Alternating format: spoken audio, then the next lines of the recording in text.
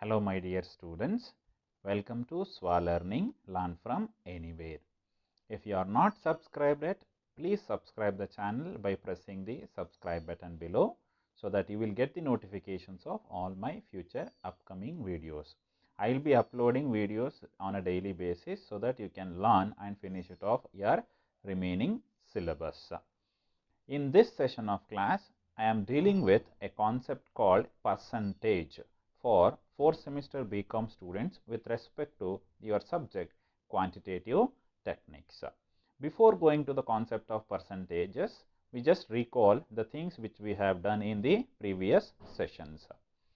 In previous classes of my videos, we have learnt on the how to calculate the bills discounting aspects. That is, we have learnt on the various aspects related to bills discounting alva. So adralli bankers discount, true discount ide, present worth, bankers gain, amount available. So these kind of things which we have learnt on a various types of illustration. ಅಷ್ಟು concepts ಗಳನ್ನು ನಾವು ಈಗಾಗಲೇ ತಿಳ್ಕೊಂಡಿದ್ದೀವಿ. So I have uploaded 3-part videos of bills discounting. So you just keep watching the videos and learn the better and better so that it will be helpful for your upcoming university examination. So in this session, I am dealing with the concept called the percentage. So namage percentage is not a new thing. So nimgellargu kuda you people are come across with the concept of percentage from your childhood. When you started your education, so you are just looking forward to have a percentage in your scorecard. ನಿಮ್ಮ score ಕಾರ್ಡಲ್ಲಿ percentage ಇರಬೇಕು ಅನ್ನೋದನ್ನೇ ನೀವು ನೋಡ್ತಾ, ಒಳ್ಳೆ percentage ತಗೋಬೇಕು, I should score a good percentage of marks, ಈ ಥರನೇ ನೋಡ್ತಾ ಬರ್ತಿದ್ದೀರಾ. So percentage is not a new thing to all of you. So ನಿಮ್ಗೆ ಆಲ್ರೆಡಿ ನೀವು PUCನಲ್ಲಿ ಎಷ್ಟು ಪರ್ಸೆಂಟೇಜ್ ಮಾರ್ಕ್ಸ್ ಬಂದಿದೆ, ಸೊ ಅದೇ ರೀತಿ first year degree, second year first semester, second semester, ಈ ರೀತಿ ಎಲ್ಲ ನೀವು ಪರ್ಸೆಂಟೇಜಸನ್ನು ಆಲ್ರೆಡಿ ನೋಡ್ತಾ ಬರ್ತಾ ಇದ್ದೀರಾ ಅಲ್ವಾ. ಸೊ ಇಲ್ಲಿ we shall move on just to look after the theoretical aspect of the percentage and it's application. ಹೇಗೆ ಅದನ್ನು ಅಪ್ಲೈ ಮಾಡೋದು ಅನ್ನೋದನ್ನು ಅಷ್ಟೇ ನಾವಿಲ್ಲಿ ನೋಡ್ತೀವಿ. Very simple thing is there for your in syllabus. So in the previous question papers it was asked for only 2 or 4 marks. That's it. So that you just keep on analyzing the question and you just solving it. So very simple questions will be there in your university examination with respect to your percentage concept. So first we shall have a what is the meaning of percentage. So percentage antara gottu nimage, ಹೆಸರಲ್ಲೇ ಇದೆ ನೋಡಿ, percent. So ನೋಡಿ percent, that is per 100 ಅಂತ. So ಅಂದರೆ percent ಅಂತಂದರೆ it is nothing but per 100 ಅಂದರೆ 100ಕ್ಕೆ ಎಷ್ಟು ಅಂತ ಲೆಕ್ಕ ಹಾಕೋದು ಫಾರ್ ಎವ್ರಿಥಿಂಗ್. ಸೊ ಏನನ್ನಾದರೂ ನೀವು ಲೆಕ್ಕ ತಗೊಳ್ಳಿ, ಸೊ ಅದನ್ನು ಎಲ್ಲಿ ಲೆಕ್ಕ ಹಾಕೋಬೇಕು ನಾವು. ಸೊ per 100 ಎಷ್ಟಾಗತ್ತೆ ಅಂತ ಲೆಕ್ಕ ಹಾಕೊಂಡ್ರೆ ಅದನ್ನೇನಂತ ಕರಿತೀವಿ ನಾವು, ಪರ್ಸೆಂಟ್ ಅಥವಾ ಪರ್ಸೆಂಟೇಜ್ ಅಂತ ಕರಿತಾ ಬರ್ತೀವಿ. So in the meaning is the term percent means for every 100, that is per 100, ಪ್ರತಿ 100ಕ್ಕೆ ಎಷ್ಟು, 100ಕ್ಕೆ 78, 100ಕ್ಕೆ 30, ಈ ರೀತಿ ಲೆಕ್ಕ. When a quantity or value is expressed in terms of 100, it is called percentage. ಅಂದರೆ ಯಾವುದೇ ಒಂದು ಕ್ವಾಂಟಿಟಿ ಅಥವಾ ವ್ಯಾಲ್ಯೂವನ್ನು if you expressed in terms of 100 ಅಂದರೆ 100ಕ್ಕೆ ಎಷ್ಟು ಅಂತ ಲೆಕ್ಕ ಹಾಕಿದ್ರೆ ಅದನ್ನೇನಂತ ಕರಿತೀವಿ ನಾವು, ಪರ್ಸೆಂಟೇಜ್ ಅಂತ ಕರಿತಾ ಬರ್ತೀವಿ. ಸೊ ಗೊತ್ತಾಗ್ತಿದೆ ಅಲ್ವಾ. ಸೊ ಫಾರ್ ಎಕ್ಸಾಂಪಲ್, ಸೊ ನೀವು ಎಕ್ಸಾಮಿನೇಷನಲ್ಲಿ for 600 if you scored 300, see for 600 if you scored 300 that will be 100ಗೆ ಎಷ್ಟಾಗಿದ್ರೆ for 100 it will be 50. So ನೋಡ್ಕೊಳ್ಳಿ, 600ಗೆ 300 ಆದರೆ 100ಗೆ ಎಷ್ಟಾಗುತ್ತೆ, ದಟ್ ಈಸ್ ಆಬ್ವಿಯಸ್ಲಿ ಎಷ್ಟಾಗಬೇಕು, 50 ಆಗಬೇಕು. That is the 50% marks you have scored. ಇದನ್ನು ಎಕ್ಸ್ಪ್ರೆಸ್ ಮಾಡೋದು ಹೇಗೆ, 50% ಅಂತ ನೋಡಿ, 600s 650s 56ಲಿ 300, 50 100ಲಿ 600, ಸೊ ದಟ್ 50%. ಸೊ ಎಲ್ಲವನ್ನ 100 ತಗೊಬಂದು ಹೇಳಬೇಕು ನೀವು, ಸರಿನಾ. ಸೊ ಅದನ್ನು ಏನಂತ ಕರಿತೀವಿ ನಾವು, ಪರ್ಸೆಂಟೇಜ್ ಅಂತ ಕರಿತೀವಿ. ಸೊ ಇದನ್ನೇನಾಯ್ತು ಈಗ, if you scored 300 out of 600 your percentage is 50%. If you scored 400, respective percentage will be arrived. So in an example, if a boy secures 78 out of 100, it means he has secured 78 percent. So it is directly given. ನೋಡಿ 78ಕ್ಕೆ 100 ಅಂದರೆ 100ಕ್ಕೆ ಎಷ್ಟು percent ಆಗಬೇಕು? 78% ಆಗಬೇಕು. So ಡೈರೆಕ್ಟಾಗಿ ಇಲ್ಲಿ ನೀವು calculate ಮಾಡೋದು. So ಅದೇ ರೀತಿ ಇನ್ನೊಂದು ಎಕ್ಸಾಂಪಲ್ ನೋಡೋದಾದರೆ, if another girl secures 42 out of 50 marks, it is said that she has secured 84%. So ಇಲ್ಲೆಲ್ಲೂ 100 ಇಲ್ಲ, ಬಟ್ ನಾವೇನು ಮಾಡ್ಕೋಬೇಕು ಇದನ್ನು? 50 ಈಸ್ ಕನ್ಸಿಡರ್ಡ್ ಆಸ್ 100. 50ಕ್ಕೆ 42 ಆದರೆ 100ಕ್ಕೆ ಎಷ್ಟಾಗುತ್ತೆ? 84% ಆಗುತ್ತೆ, ಡಬಲ್ ಆಗುತ್ತೆ ಅಲ್ವಾ? ಸೊ ಅದನ್ನು ಹೆಂಗೆ ಕ್ಯಾಲ್ಕುಲೇಟ್ ಮಾಡ್ತೀರಾ? Very simple. ನೋಡಿ, 42 divided by 50 into 100, you will arrive at the answer of 84%. 84% ಬರುತ್ತೆ. So it is a very simple aspect which is there in your syllabus. So ಇದರಲ್ಲಿ illustrations ಅನ್ನು ಹೇಗೆ ಸಾಲ್ವ್ ಮಾಡೋದು ಅಂತ ನೋಡೋಣ.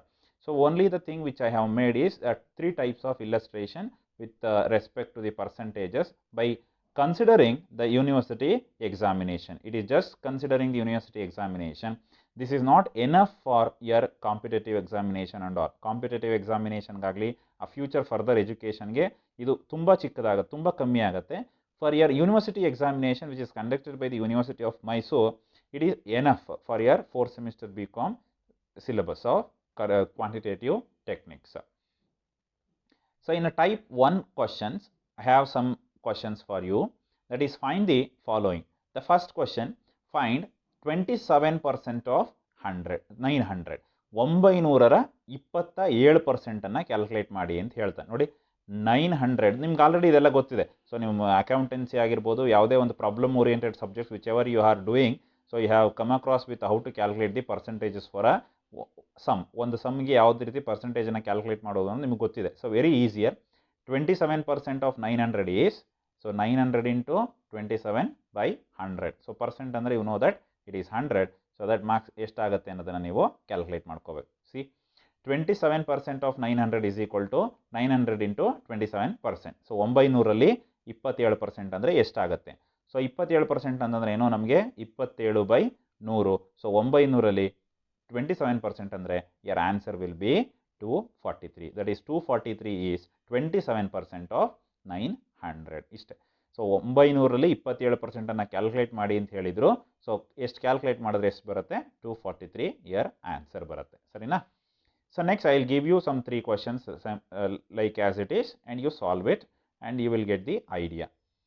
So the second question is 35% of 550. ಇದನ್ನು ಹೆಂಗೆ calculate ಮಾಡ್ತೀರಾ? ಸೊ 550ಗೆ ಎಷ್ಟು ಪರ್ಸೆಂಟೇಜ್ ಕಂಡುಹಿಡಿಬೇಕಂತೆ? 35% ಅನ್ನು ಕ್ಯಾಲ್ಕುಲೇಟ್ ಮಾಡಬೇಕು.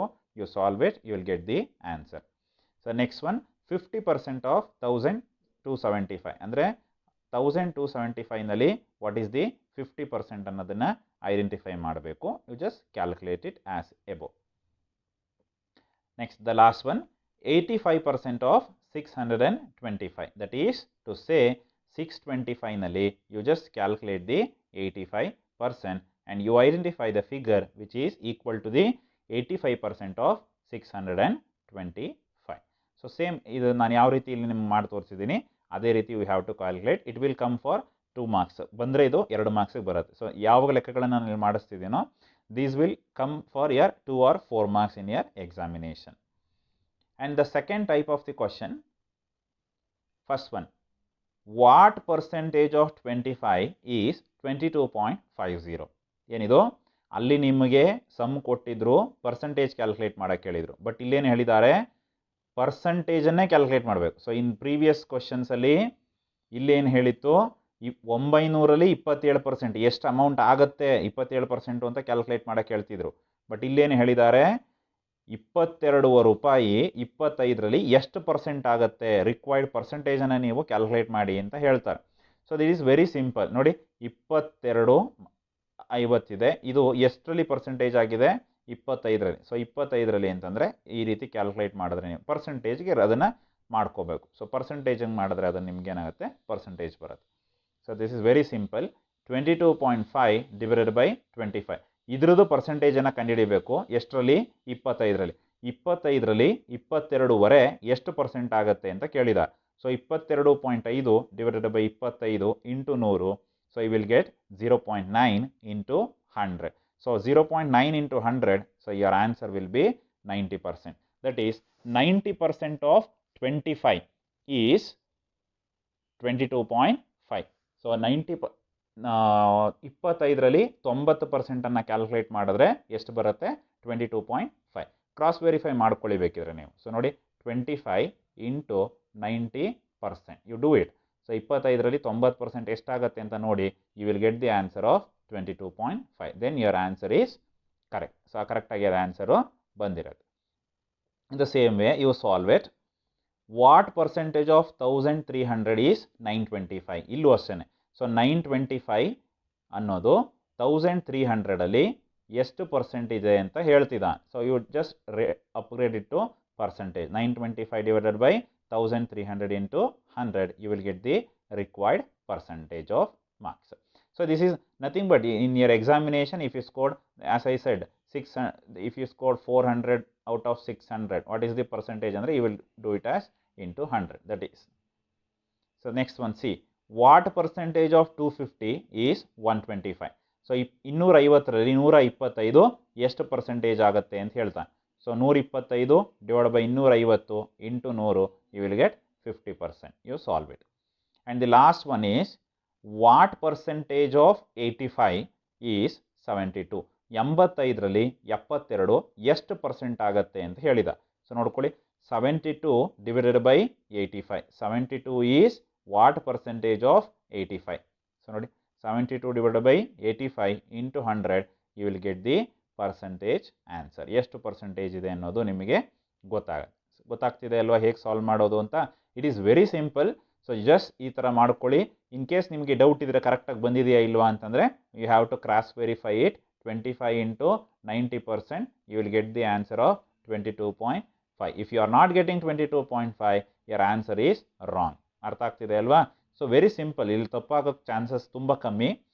ಸೊ ಬಿಕಾಸ್ ತುಂಬ ಈಸಿಯೆಸ್ಟ್ ಕ್ವಶನ್ಸ್ಗಳಿರುತ್ತೆ ನಿಮಗೆ ಎಕ್ಸಾಮಿನೇಷನಲ್ಲಿ ಈ ರೀತಿ. ಸೊ ಹಾಗಾಗಿ ನೀವು ಅದನ್ನು ಸುಲಭವಾಗಿ ಸಾಲ್ವ್ ಮಾಡ್ಕೋಬೋದು. So next last type which I have made for your examination purpose is the first question. If the 58% of the sum is 145, find the sum. Question ನೋಡ್ಕೊಳ್ಳಿ. If the 58% of the sum is 145. So ಅಂದರೆ 58% ಎಷ್ಟಿದೆ ನೋಡಿ, 58% ಕೊಟ್ಟಿದ್ದಾರೆ. 58% ಎಷ್ಟು? 145. So ಇದು equal ಆಗಿದೆ. ಆದರೆ ಎಷ್ಟರಲ್ಲಿ ಏನದನ್ನು calculate ಮಾಡಿಲ್ಲ. ಸೊ ನೀವೇನು ಮಾಡ್ತಾ ಇದ್ರಿ, ಫಾರ್ ಎಕ್ಸಾಂಪಲ್ಲು, ಸೊ ಈಗ ನೋಡ್ಕೊಳ್ಳಿ, ಸಮ್ ಯಾವುದೋ ಒಂದು ನಂಬರ್ ಇದ್ದರೆ ಅದಕ್ಕೆ ಇಂಟು 58% ಮಾಡಿದ್ರೆ ಯರ್ ಆನ್ಸರ್ ಈಸ್ 145. ಬಟ್ ನಿಮಗೆ ಈ ಸಮ್ ಎಷ್ಟು ಅಂತ ಗೊತ್ತಿಲ್ಲ. So this is the question. Find the sum ಅಂತ ಕೊಟ್ಟರೆ ಕರೆಕ್ಟಾಗಿ ನೋಡ್ಕೊಳ್ಳಿ.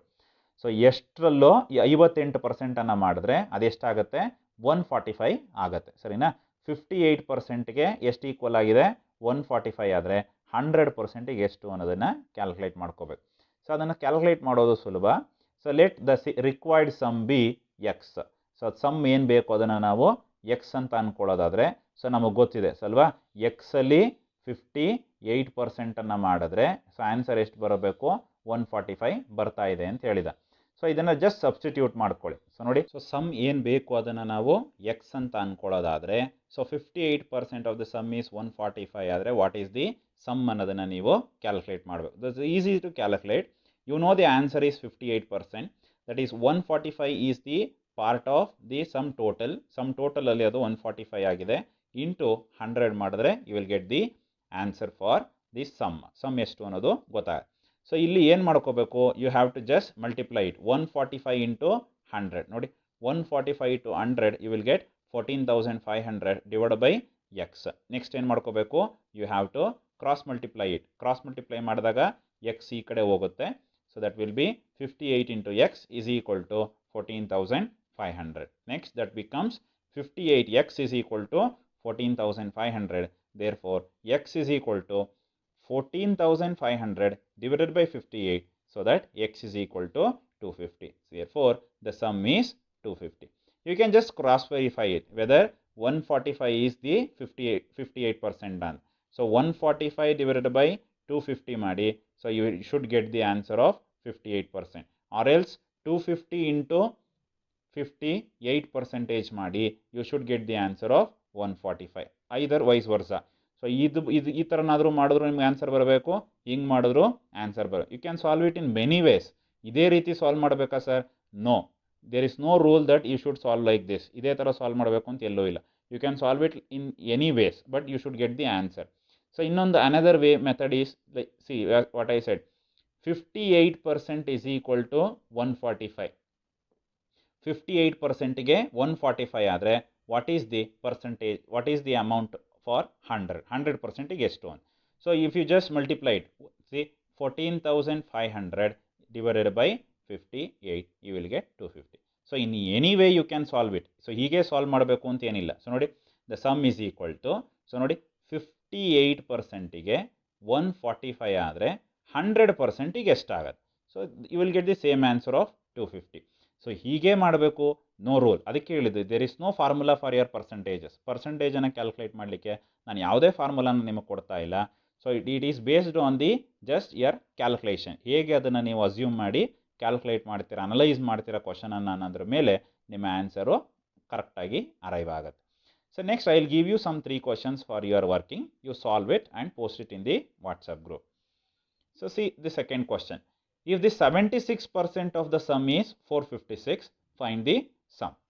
The same way, 76% is equal to 456. ಇಲ್ಲಿ 145 ಇತ್ತು, ಇಲ್ಲಿ 456 ಇದೆ, ಇದು 76% ಇದೆ. ಸೊ ದಟ್ ಸಮ್ ಎಷ್ಟು ಅನ್ನೋದನ್ನು ಯು ಶುಡ್ ಕ್ಯಾಲ್ಕುಲೇಟ್ ಇಟ್. ಯಾವ ಸಮ್ ಮೇಲೆ 76% ಮಾಡಿದ್ರೆ 456 ಬರುತ್ತೆ ಅನ್ನೋದನ್ನು ನೀವು ಕ್ಯಾಲ್ಕುಲೇಟ್ ಮಾಡ್ಕೋತಾ ಬರಬೇಕು.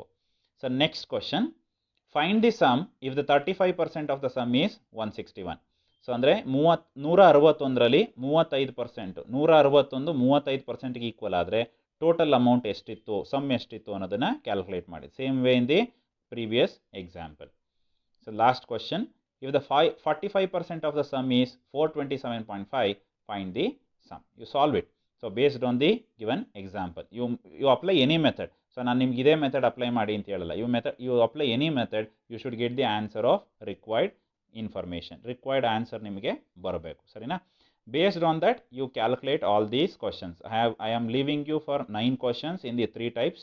So for 3 questions in each type of questions, each type calculations, you solve all these 9 questions and post it in the WhatsApp group.